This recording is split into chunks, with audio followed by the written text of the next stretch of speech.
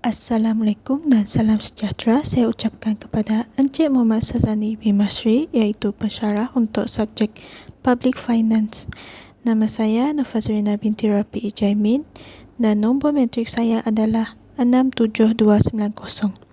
Hari ini saya akan membentangkan tugasan kontemporari mengenai externality subsidi bahan bakar Malaysia pada imbangan. Tugasan ini merupakan ringkasan daripada artikel Kesan Ekonomi, Sosial dan Alam Sekitar Subsidi Bahan Bakar, Kajian Semula Malaysia yang ditulis oleh Lee, Shi dan Su. Subsidi telah menjadi instrumen dasar tenaga penting dalam banyak negara kerana masalah politik dan sosial. Namun penggunaannya yang secara meluas dianggap sebagai ekonomi yang tidak menguntungkan. Walaupun berbeza dari segi bentuk, subsidi tenaga secara amnya berfungsi dengan secara langsung atau tidak langsung untuk menurunkan jumlah bersih yang dibayar oleh pengguna tenaga ataupun menaikkan harga efektif yang diterima oleh tenaga pengeluar. Terdapat 3 penambahan subsidi bahan bakar. Yang pertama adalah menjadikan pengguna kekurangan insentif untuk menjimatkan tenaga kerana harga tenaga bersubsidi tidak dapat digambarkan kos sebenarnya bekalan tenaga. Yang kedua adalah untuk membantu golongan yang kurang bernasib baik. Dan yang terakhir adalah penggunaan tenaga yang berlebihan akan mempercepatkan penyusutan sumber fosil dan memburukkan lagi kerosakan persekitaran. Contohnya adalah disebabkan perubahan iklim, hujan asid dan pencemaran udara. Penghapusan subsidi bahan bakar pula ada 4, iaitu yang pertama, pengurangan pelepasan karbon yang lebih tinggi dapat dicapai. Yang kedua iaitu golongan berpendapatan rendah terjejas secara sederhana atau diabaikan sekiranya berlakunya penghapusan subsidi gas. Manakala bagi isi rumah berpendapatan tinggi pula adalah sentiasa lebih baik dalam kedua-dua senario tersebut. Yang ketiga pula adalah memaksimumkan pertumbuhan KDNK dan yang terakhir adalah mendorong pengagihan sumber yang lebih cekap di antara pelbagai sektor dan meningkatkan kecekapan ekonomi. Seterusnya adalah kaedah yang digunakan dalam kajian ini. Kaedah yang pertama merupakan model CGE Malaysia. Ianya merupakan statistik dikembangkan untuk mengukur potensi kesan pembaharuan subsidi tenaga. Dalam model ini, tingkah laku setiap ejen seperti isi rumah, firma dan kerajaan ditentukan oleh sistem fungsi tidak linear.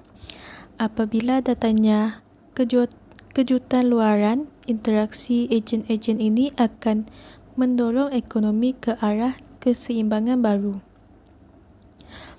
Perbandingan keseimbangan yang diperoleh di bawah perbezaan senario dapat memberikan pandangan kepada pembuat dasar mengenai ekonomi jangka panjang untuk merancang dan membuat dasar. Oleh itu, model CGE telah digunakan secara meluas dalam analisis peraturan pemerintah, reformasi pajak, pembebasan perdagangan, kerjasama serantau dan masalah alam sekitar. Kaedah seterusnya adalah kaedah Nest Production Structure ataupun struktur pengeluaran bersarang. Struktur ini digunakan untuk semua sektor yang terdiri daripada 3 kategori input yang luas, iaitu input faktor berkaitan dengan buruh dan modal, input tenaga dan juga input perantaraan bukan tenaga. Input domestik dan input yang diimport dari jenis yang sama dianggap sebagai pengganti yang tidak sempurna dalam pengeluaran dan dikumpulkan menggunakan fungsi keanjalan pergantian berterusan iaitu CES. Seterusnya adalah bagi data dan contoh. Data ekonomi yang digunakan adalah diperoleh daripada I.O. Malaysia Jadual 2010 dan Buku Panduan Statistik Malaysia. Menurut data, KDNK dan jumlah ekspor Malaysia di Indonesia pada tahun asas 2010 masing-masing adalah sekitar RM825.4 bilion dan RM643.6 bilion. Kerajaan Malaysia juga turut mempunyai cukai sebanyak RM121.5 bilion untuk hasil dan RM50.1 bilion untuk hasil bukan cukai dan turut membelanja sebanyak RM106.5 bilion untuk komoditi, RM52.8 bilion untuk pembangunan infrastruktur, RM32.6 bilion untuk pembayaran pindahan dan RM12.4 bilion untuk komoditi subsidi. Akibatnya, pemerintah telah mengalami defisit anggaran sekitar RM32.6 bilion pada tahun 2010. Data yang seterusnya adalah diperoleh daripada Laporan Tinjauan Pendapatan Isi Rumah dan Kemudahan Asas Malaysia 2009 dan Laporan Tinjauan Perbelanjaan Rumah Tangga Malaysia 2009. Angka-angka menunjukkan bahawa berlakunya ketidaksamaan pendapatan yang cukup serius di Malaysia, iaitu 15% isi rumah terbawah menerima sekitar 4% daripada jumlah pendapatan, manakala 15% isi rumah teratas menerima lebih banyak daripada 40% daripada jumlah pendapatan.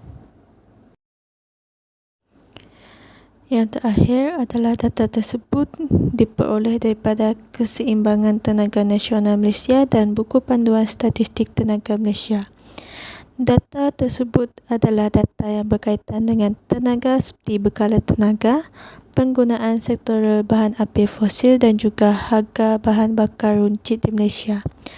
Data-data ini digunakan untuk mengasingkan sektor minyak mentah dan gas asli dan juga sektor elektrik dan gas seperti yang terdapat dalam jadual I.O. dan juga hitung pelepasan karbon dioksida dari bahan bakar fosil pembakaran. Dengan menggunakan faktor pelepasan yang disarankan dalam IPCC, jumlah pelepasan gas karbon Malaysia didapati sekitar 188.5 juta tan pada tahun 2010. Bahagian yang seterusnya adalah bahagian perbahasan utama ataupun key argument. Antara perbahasan yang pertama adalah mengenai penyingkiran di sektor penyingkiran kuasa hanya dan lengkap disimulasikan secara berasingan sebagai sub-senario. Pemotongan belanjawan defisit adalah salah satu insentif utama bagi kerajaan untuk meninggalkan subsidi polisi perbelanjaan dan juga perbelanjaan fiskal secara default akan ditetapkan. Namun, berlaku satu keadaan yang melampau di mana pemindahan anggaran yang disimpan atau peningkatan pendapatan kerajaan untuk penggunaan pendidikan, kesihatan dan perkhidmatan awam lain dan juga pembangunan infrastruktur turut dianggap sebagai salah satu alternatif. Seterusnya adalah bagi pernyataan tesis. Pernyataan tesis saya adalah mengenai kesan penghapusan subsidi bahan bakar terhadap prestasi ekonomi Malaysia, kesejahteraan isi rumah dan pelepasan karbon. Dengan adanya model CGE khas Malaysia yang dibina, dengan pecahan isi rumah mengikut pendapatan yang dimasukkan, membolehkan membuat anggaran kesan yang berbeza terhadap isi rumah.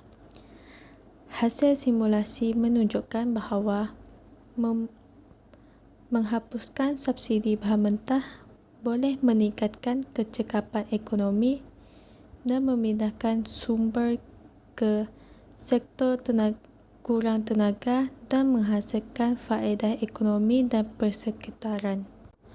Belanjawan juga dapat dijimatkan dan boleh mengurangkan defisit belanjawan, ataupun belanjawan tersebut boleh digunakan untuk meningkatkan hasil kerajaan seperti infrastruktur pembangunan atau sektor pendidikan, kesihatan dan perkhidmatan awam yang lain.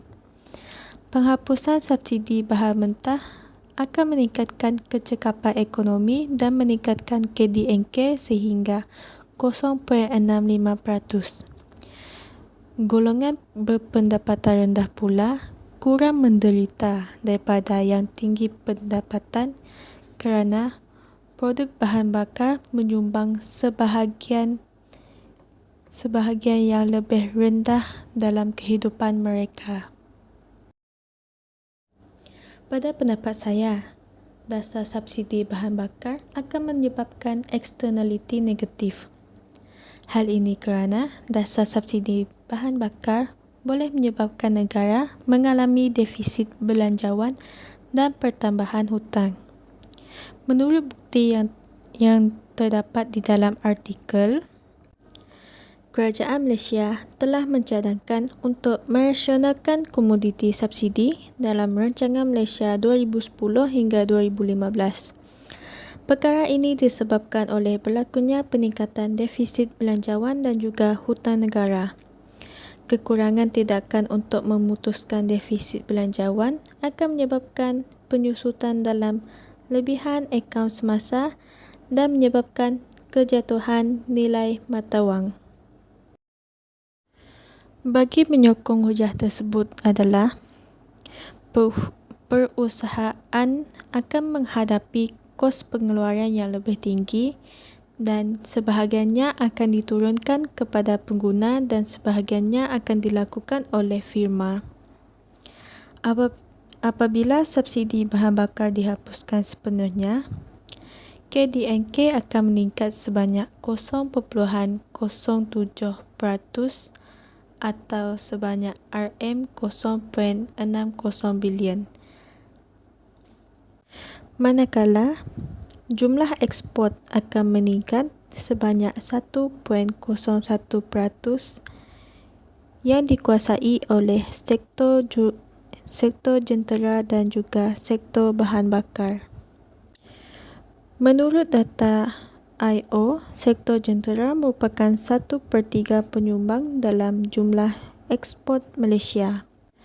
Manakala jumlah ekspor Malaysia yang disumbangkan oleh bahan bakar adalah sebanyak 7%.